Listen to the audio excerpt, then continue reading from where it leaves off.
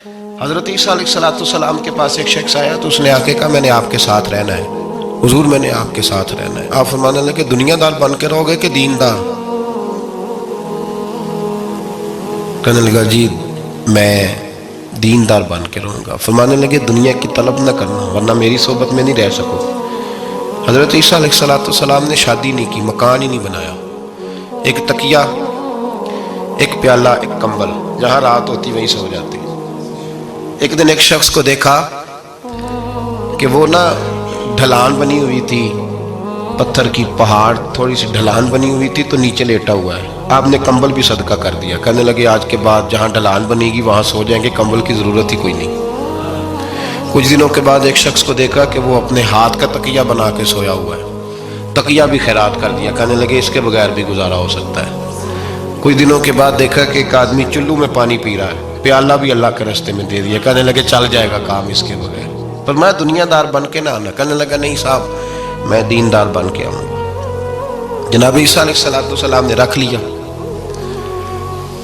آپ پہلے دن ہی کہنے لگے چل آجا روٹی کھا لے۔ 3 روٹیاں منگائیں،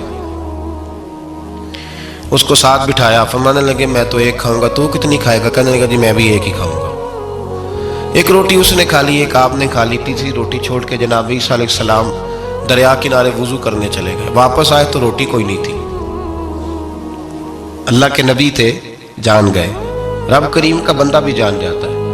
اقبال کہتے ہیں اولیاء کیا ہیں جواسی القلوب، کہتے ہیں رب کے ولی کو ٹٹولا نہ کر، وہ تو دلوں کے حال بھی جانتا ہے۔ انہیں ٹٹولا نہ کر، غبار آلود سمجھ کر حقارت سے نہ دیکھ ان کو، انہی کی ٹھوکروں سے سلطنت بنتی بگڑتی ہے۔ اور اقبال کہتے ہیں نہ تیغ و تیر میں نہ لشکر و سپاہ میں، نہ تیغ و تیر میں نہ لشکر و سپاہ میں، کہتے ہیں نہ تلوار میں نہ تیر میں نہ لشکر میں نہ فوجوں میں، نہ تیغ و تیر میں نہ لشکر و سپاہ میں ہے، جو بات مرد قلندر کی بارگاہ میں ہے، جو بات مرد قلندر کی بارگاہ میں۔ تیسری روٹی کدھر ہے؟ کہنے لگا حضور مجھے نہیں پتا۔